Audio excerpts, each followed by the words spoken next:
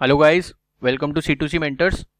तो आज अपना DILR सेट 9 है, उसके बारे में डिस्कशन करने जा रहे हैं। सेट थ्योरी का सेट है बेसिकली। तो सेट पे जंप करने से पहले कुछ बेसिक चीज़ें आप लोगों को समझाना चाहता हूँ, उसके ऊपर बात करते हैं। ओके, तो गाइस क्या होता है, देखो ये 3 का एक सेट है, ठीक है। रीडिंग, स्विमिंग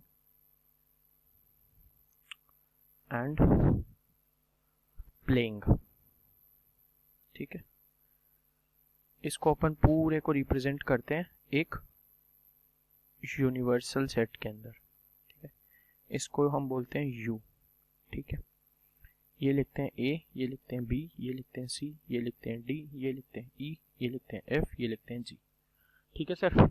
ये होता है आपका नन पोर्शन, ठीक है। अब ध्यान से समझना चीज़ों को एक बार के लिए, ओके। ध्यान से समझते हैं इस चीज़ को एक बार। क्या होता है ना कि अगर मैं a प्लस बी प्लस सी लिखता हूँ तो इसको अपन बोलते हैं एग्जैक्टली 1, ठीक है। एग्जैक्टली 1 का मतलब क्या है? जो सिर्फ रीडिंग करते हैं, सिर्फ स्विमिंग करते हैं और सिर्फ प्लेइंग करते हैं, ठीक है। इसको अपन रिप्रेजेंट करते हैं एग्जैक्टली 1 से, जो सिर्फ एक ही काम करते हैं, ठीक है। d plus e plus f, इसको अपन रिप्रेजेंट करते हैं एग्जैक्टली 2 से, ठीक है। इसको रिप्रेजेंट करते हैं ऐसे, इसको रिप्रेजेंट करते हैं ऐसे, जो सिर्फ दो काम करते हैं एग्जैक्टली 2। D मतलब रीडिंग और प्लेइंग करता है, E मतलब स्विमिंग और रीडिंग करता है, F मतलब प्लेइंग और स्विमिंग करता है, और एग्जैक्टली 3 पोर्शन को हम रिप्रेजेंट करते हैं G से, ठीक है। ये आपका एग्जैक्टली 3 पोर्शन होता है, ठीक है गाइस। अब इक्वेशन क्या बैठती है कि अगर मैं a plus B plus C plus D plus E plus F plus G कर दूंगा तो मेरे पास प्लस प्लस नन कर दूंगा तो मेरे पास यूनिवर्सल की वैल्यू आ जाएगी। यही बोल रही है इक्वेशन। तो मेरे पास क्या इक्वेशन निकल के आती है यहां से? Exactly 1 plus exactly 2 plus exactly 3 plus none is equals to universal set, ठीक है।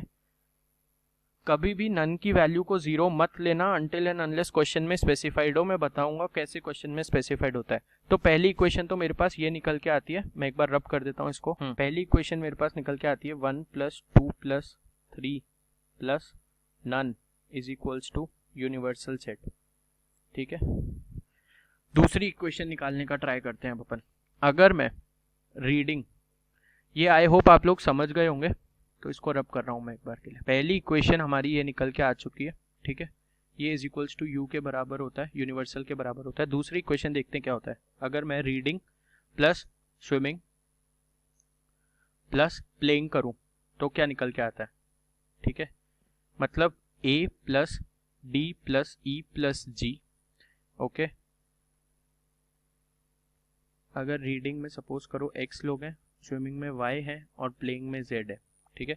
a plus D plus E plus G plus p plus E plus G plus f plus c plus D plus G plus f, ठीक है, is equals to x plus Y plus z लिख सकता हूं मैं। अगर reading x लोग कर रहे हैं तो ये पूरा x का रिप्रेजेंटेशन हो गया, ये वाला पोर्शन पूरा x का रिप्रेजेंटेशन हो गया, ये वाला पोर्शन पूरा y का रिप्रेजेंटेशन हो गया और ये वाला पोर्शन पूरा z का रिप्रेजेंटेशन हो गया। तो ये निकल के क्या आया बेसिकली? इसका निकल के आता है, अगर हमने ध्यान से पढ़ा हो, एग्जैक्टली 1 क्या था? a प्लस बी प्लस सी था, ठीक है। तो 1 plus 2 times of exactly 2 plus 3 times of exactly 3। ध्यान से देखो, ये हमने लिखा था ये g है, ठीक है। g कितनी बार ऐड हो रहा है? 3 बार ऐड हो रहा है। तो 3 times of exactly 3 is equals to x plus Y plus Z. समझा ये चीज सबको? बहुत इंपॉर्टेंट कंडीशंस हैं सेट थ्योरी की। अगर आपको ये दो कंडीशन पता है तो आपका ऑटोमेटिकली सेट सॉल्व होने में हार्डली आपको फ्रैक्शन ऑफ सेकंड्स लगेंगे। ये दो कंडीशंस पे काफी क्वेश्चंस आते हैं, तो उसके रिगार्डिंग अपन चीजों को आगे कैलकुलेट करेंगे। जैसे यहाँ पे मैंने बताया एग्जैक्टली 2, तो एग्जैक्टली 2 आप देखोगे तो 2 बार ऐड हो रहा है, 1 एंड सेकेंड टाइम डी हो रहा है यहाँ पे, E E F F G 3 बार, 1 2 एंड 3, ठीक है। तो मैं एक बार दोनों कंडीशंस पूरी वापस से लिख देता हूँ, ठीक है, तो आप लोगों को बेटर वे में समझ आ जाएगा और फिर क्वेश्चन पे अपन जंप करते हैं। तो हम कंडीशंस की बात कर रहे थे। पहली क्वेश्चन आती है 1 + 2 + 3 + none is equals to universal, ठीक है। दूसरी क्वेश्चन आती है 1 + 2 × 2 + 3 × 3 इज इक्वल्स टू जो टोटल तीनों का होता है, तीनों का जो तीन चीज़ों का टोटल होगा, 3 थिंग्स और एक्टिविटी और व्हाटएवर इट इज, जो तीनों का टोटल होता है। इससे सेट थ्योरी कैसे निकलेगी, आज का सेट डिस्कस करेंगे।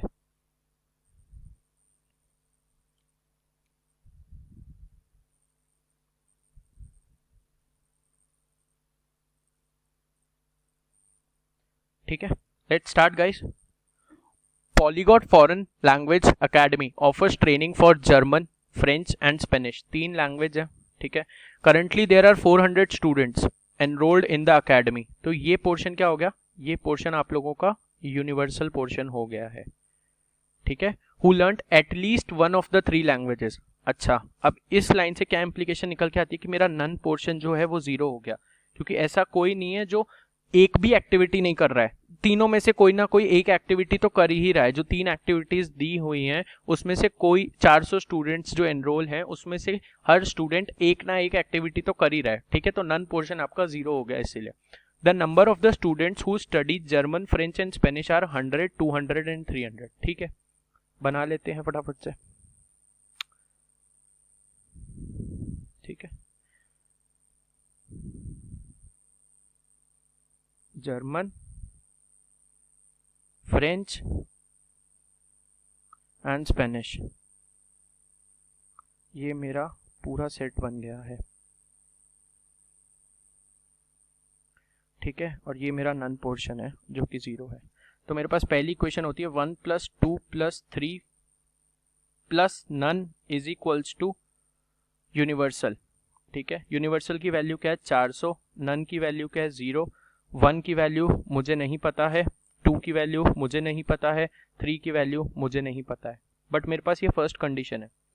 बट मेरे पास एक सेकंड कंडीशन भी है। अगर आप ध्यान से देखो, इससे मैंने फर्स्ट कंडीशन बनाई 400 स्टूडेंट्स है। The number of the students who study German, French and Spanish are 100, 200 and 300। अगर ये 100 है, ये 200 है और ये 300 है, ठीक है। यहाँ पे लिखा हुआ है रिस्पेक्टिवली। अगर ये वर्ड मेंशन नहीं होता ना तो इसके सारे आंसर्स क्या हो जाते, कैन नॉट बी डिटरमाइंड, क्योंकि हमें नहीं पता कौन सा सब्जेक्ट कौन सा है, उसमें फिर हर एक केस कंसिडर करना पड़ेगा। तो मेरी दूसरी इक्वेशन क्या बनेगी 1 + 2 × 2 + 3 × 3। याद रखना इस इक्वेशन में नन नहीं आता है कभी भी, ठीक है, क्योंकि अपन तीनों का टोटल कर रहे हैं ना। तो German + French + Spanish 100 + 200 + 300 that will give मी 600। मेरे पास 2 इक्वेशन आ गई हैं, ठीक है गाइस, मेरे पास 2 इक्वेशन आ गई हैं। अब बस जंप करते हैं क्वेश्चन पे। What can be the maximum number of students who study all the 3 languages? This is a TETA question. कई बार लोग पूछते हैं कमेंट में TETA क्या होता है।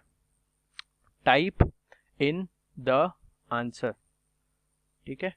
आंसर को टाइप कर दो। उसके अंदर आपको एक बॉक्स दिया होगा छोटा सा, उसके अंदर आपको वर्चुअल कीबोर्ड दे रखा होगा, उसके अकॉर्डिंग आपको अपना आंसर टाइप करना होगा उस बॉक्स के अंदर। आपको बेसिकली ऑप्शंस नहीं दिए जाते हैं इस वाले क्वेश्चन के लिए। तो ये टीटा क्वेश्चन है। What can be the maximum number of students who study all the 3 languages. Okay, मेरे पास पहली कंडीशन थी 1 + 2 + 3 प्लस नन आपका 0 था इज इक्वल्स टू 400, ठीक है। तो 1 + 2 + 3 इज इक्वल्स टू 400, ठीक है। दूसरा मेरे पास इक्वेशन थी 1 + 2 × 2 + 3 × 3 इज इक्वल्स टू 600।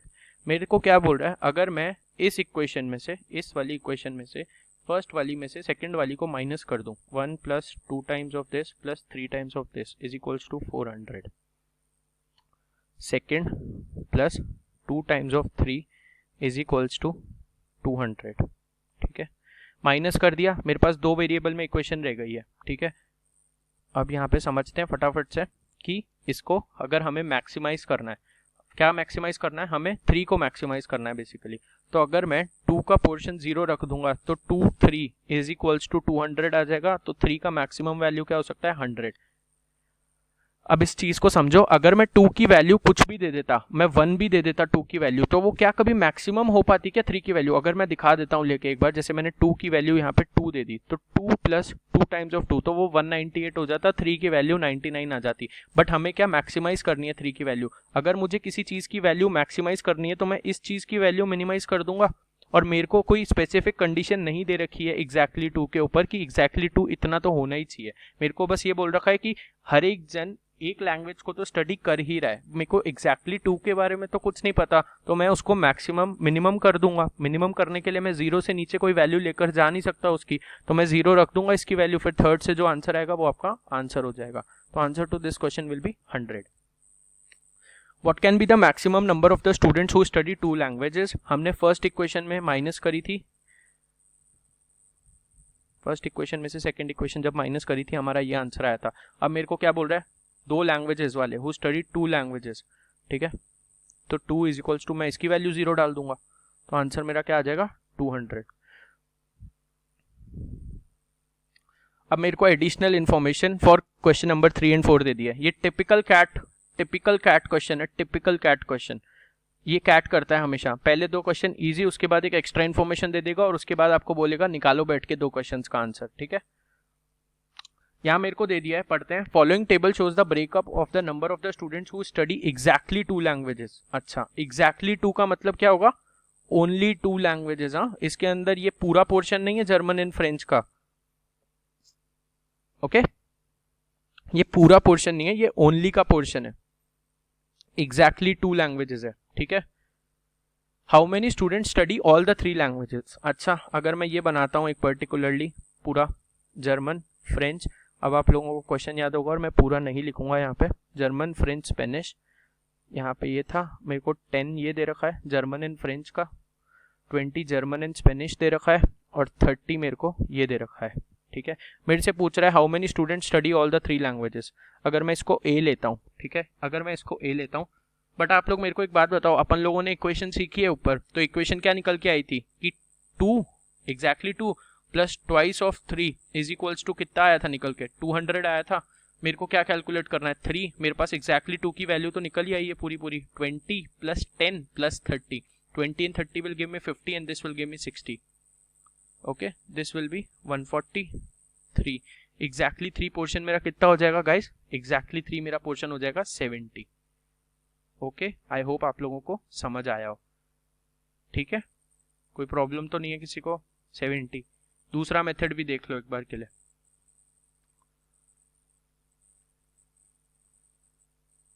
अरे यार, दूसरा मेथड देखो, अगर मैं इसकी वैल्यू रखता 70 माइनस ए, ठीक है, 10 और 20 30 हो गया, 30 प्लस ए, 100 में से उसको माइनस करूंगा तो ये वाला पोर्शन आ जाएगा 70 माइनस ए। सिमिलरली इसका निकालूंगा तो आ जाएगा 160 माइनस ए, और से फिर इसका निकालूंगा तो आ जाएगा 250 माइनस ए। अगर मैं इन सबको ऐड कर दूंगा, जो कि मेरी पहली इक्वेशन है 1 प्लस 2 प्लस 3, राइट, अगर मैं इन तीनों को ऐड कर दूंगा तो मेरा आंसर 400 आ जाएगा। आप वहां से भी ए की वैल्यू निकाल लोगे तो आपका आंसर 70 ही आएगा। ओके, 2 मेथड है क्वेश्चन को सॉल्व करने के, बट अपन पूरा इक्वेशन से ही सॉल्व कर रहे हैं क्वेश्चन को शुरू से, तो आप इक्वेशन के भरोसे समझ लो, और इजी देखो कितना हो गया क्वेश्चन।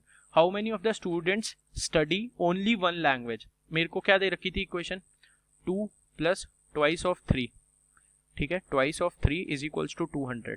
ऊपर मैं ऑलरेडी 3 की वैल्यू निकाल चुका हूँ 2 की वजह से, तो मेरी 3 की वैल्यू 70 आई थी, करेक्ट। और मेरे पास एक इक्वेशन है 1 plus 2 plus 3 is equals to 400, ठीक है, ये मेरा एग्जैक्टली 1 पोर्शन होता है, ठीक है।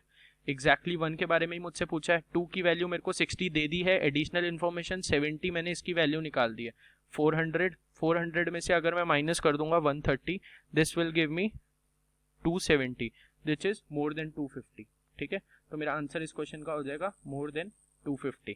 आई होप आप लोगों को ये कंसेप्ट काफी अच्छा लगा हो। Please like, subscribe and comment, and अपन आगे भी डिफिकल्टी बढ़ाते रहेंगे, बट ये सेट थ्योरी का एक बहुत इंपॉर्टेंट कंसेप्ट है जहाँ पे 2 इक्वेशन है, रिवाइज करा देता हूँ फटाफट से। 1 plus 2 plus 3 plus none is equals to universal, और 1 plus 2 times of 2 plus 3 times of 3 will give me total. Okay अब भाई 4 का सेट आए, 5 का सेट आए, 6 का सेट आए, कंडीशन हमेशा यही रहेगी। नन पोर्शन को कभी इग्नोर मत करना, नन पोर्शन बहुत इंपॉर्टेंट होता है। अभी कोई क्वेश्चन आएगा आगे ऐसा जहां पे नन पोर्शन की वैल्यू निकल रही होगी तो मैं आपको बताऊंगा, बट अगर कभी भी ये लाइन दे दे कि every one of them speaks one, at least one language तो बोलता ही है, तब आपका नन पोर्शन 0 हो जाएगा। अगर मेरे पास ये लाइन नहीं है तो मैं नन को 0 नहीं ले सकता, मेरे को नन को कंसिडर करना पड़ेगा वहां पे। ओके सो आई होप आप लोगों को ये कंसेप्ट अच्छा लगा हो, एंड गाइज सपोर्ट करते रहिए, लाइक करते रहिए चीज़ों को। Thank you, signing off for the day.